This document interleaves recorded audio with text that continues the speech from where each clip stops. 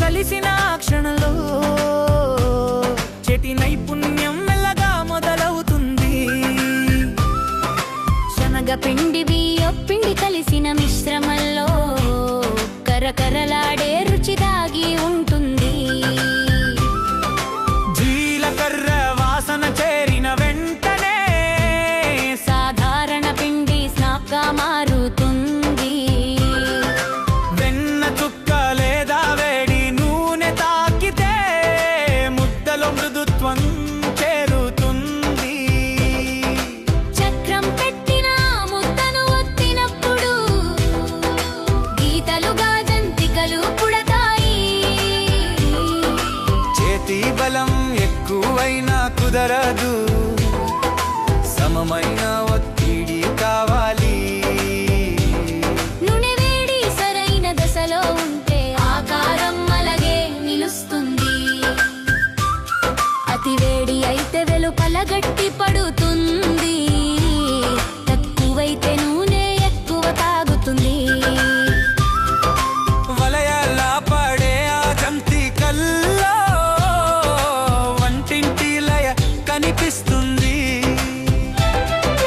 బంగారు రంగు వచ్చేటప్పటికి కరకర శబ్దం ముందే వినిపిస్తుంది.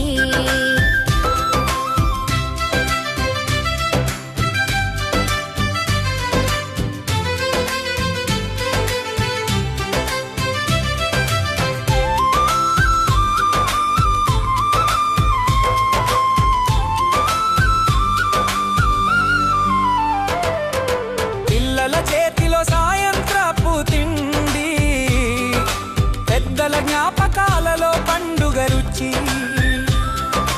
తెలంగాణలోనూ ఇదే అలవాటు, ఆంధ్రలోనూ ఇదే స్నా సంతోషం. రాయలసీమలోనూ ఇదే కరకర ఇంటి డబ్బాల్లో నిలిచే ఆనందం. ప్రయాణంలో కూడా తోడుగా ఉండే నిల్వ బాగున్న సంప్రదాయ వంట. సాధారణ పిండిలో దాగిన కలమన పెద్దల చేతి జ్ఞానం.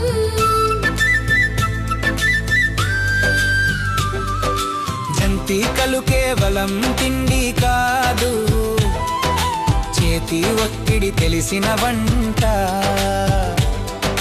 రుచుల్లో రాగం వినిపిస్తే ఇంట్లో ఆనందం నిలుస్తుంది.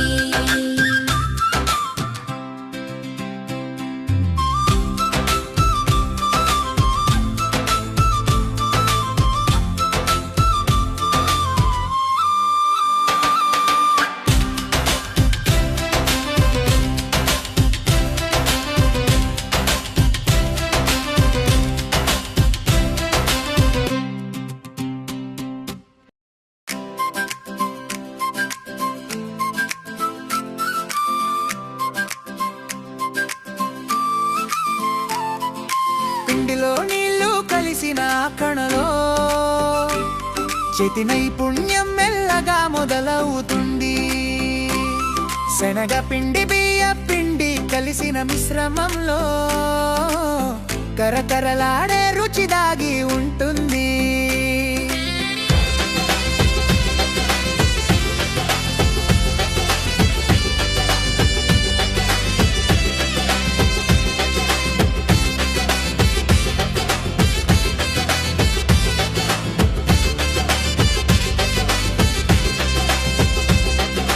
జీలకర్ర వాసన చేరిన వెంటనే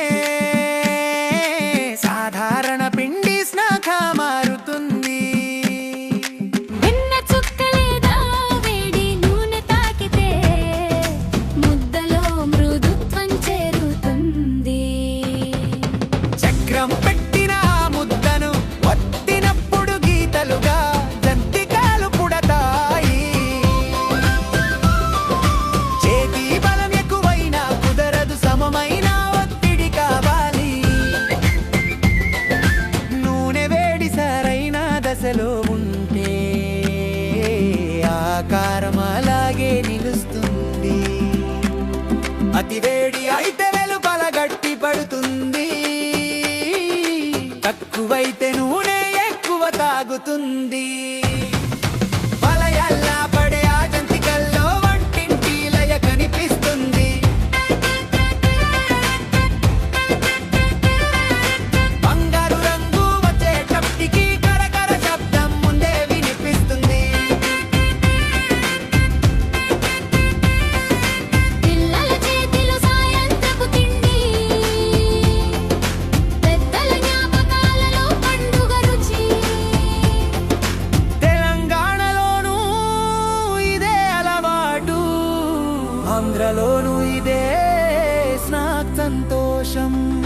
రాయలసీమలోనూ ఇదే కరకర ఇంటి డబ్బాలో నిలిచే ఆనందం. ప్రయాణంలో కూడా తోడుగా ఉండే నిల్వ బాగున్న సంప్రదాయ వంట. సాధారణ పిండిలో దాగిన కళ, మన పెద్దల చేతి